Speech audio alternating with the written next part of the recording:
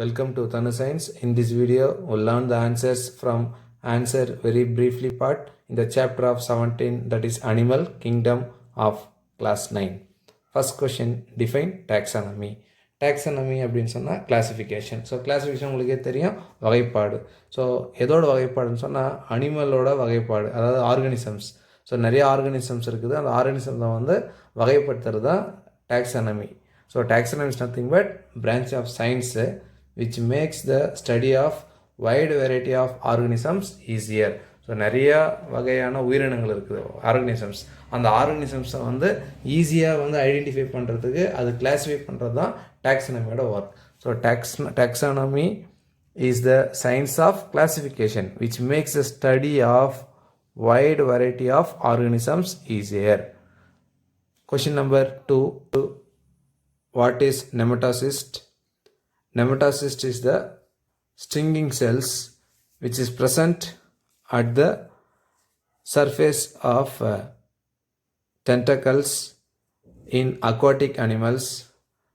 Its phylum group is Colenterate. So the stinging cells, with the stinging cells and so on. So stinging cells present on the tentacles of aquatic animals in the phylum Colenterate is called a nematocyst. அதாவது இந்த நெமட்டாசிஸ்ட்னா இதை குழியுடில்னு சொல்லுவாங்க தமிழில். இந்த குழியுடிலில் வந்து டென்டாக்கல்ஸ் இருக்குது. இந்த டென்டாக்கல்ஸ் மேலே ஸ்டிங்கிங் செல்ஸ் வந்து இருக்கும், பாதுகாப்பு செல்கள் வந்து இருக்குதான். ஸோ இந்த பாதுகாப்பு செல்கள்னால் கொட்டும் செல்கள் அப்படின்னு பேர். இந்த ஸ்டிங்கிங் செல்ஸ் வந்து present at the surface of tentacles of aquatic animals in the phylum of Colenterate is called a nematocyst. The stinging cells present at tentacles. So this is stinging cells present at the tentacles of aquatic animals in phylum Colenterata is called a nematocyst. Question number 3.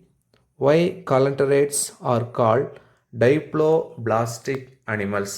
So diploblastic animals in the sense it has two layers. So one is ectoderm, another one is the endoderm. There is no mesoderm. So if in the presence of mesoderm, we can say triploblastic. So diploblastic means it has only two layers. One is outer layer, another one is the inner layer in the body wall. The animals in phylum Colenterate have two layers, the outer ectoderm and the inner endoderm. So only two layers, outer ectoderm and the inner endoderm in the body wall. So they are called diploblastic animals. So di means two, only two layers, outer is ectoderm, inner is endoderm in the absence of a mesoderm. So mesoderm இல்லை கிடையாது.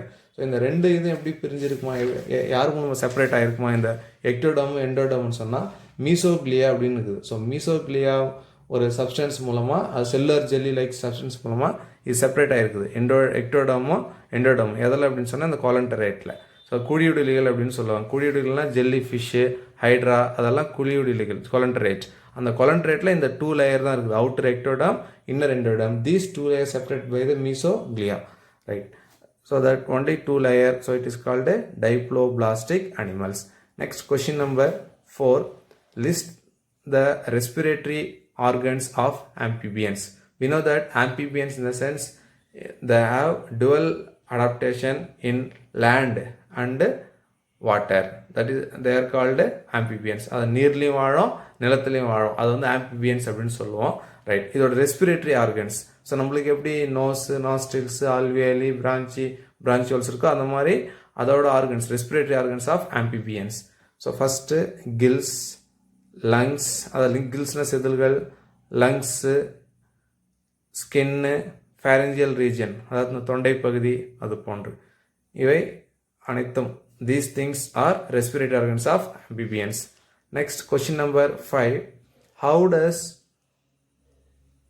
locomotion take place in starfish?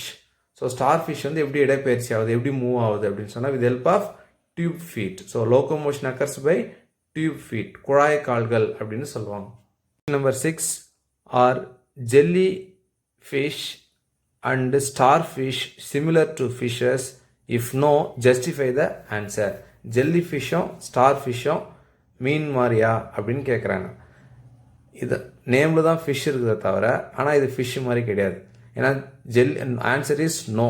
So answer நோன்னா justification கொடுக்கணும். So jelly fish belongs to cnidarians, that is phylum coelenterata, குடியுடர்கள் அப்படின்னு சொல்லுவாங்க. Star fish belongs to echinodermata. So star fish belongs to echinodermata அப்படின்னா spiny skinned அனிமல்ஸ்னு சொல்லுவாங்க, முத்தோலிகள் அப்படின்னு சொல்லுவாங்க. இது வேறு குரூப். ஸோ ஜெல்லி ஃபிஷ் வேறு குரூப்பு, ஸ்டார் ஃபிஷ்ஷு வேறு குரூப்பு, ஃபிஷ்ஷஸும் வேறு group. So fishes belongs to Pisces. So everything is different, they are not same. So answer is no. Answer is no. Justification: jellyfish belongs to cnidarians, starfish belongs to echinodermata, fishes belongs to class Pisces. So everything is different. Question number 7. Why are frogs said to be amphibians? Frog வந்து amphibians சொல்கிறோம். ஏன் சொல்கிறோம் அப்படின்னு சொன்னால், already we know that frog வந்து நீர்லேயும் வாழும், நிலத்துலையும் வாழும். It can survive in the land and water.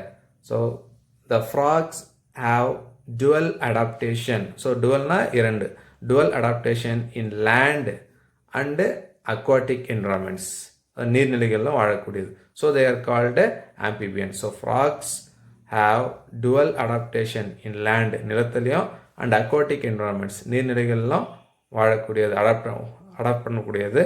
So they are called amphibians. Thank you, students.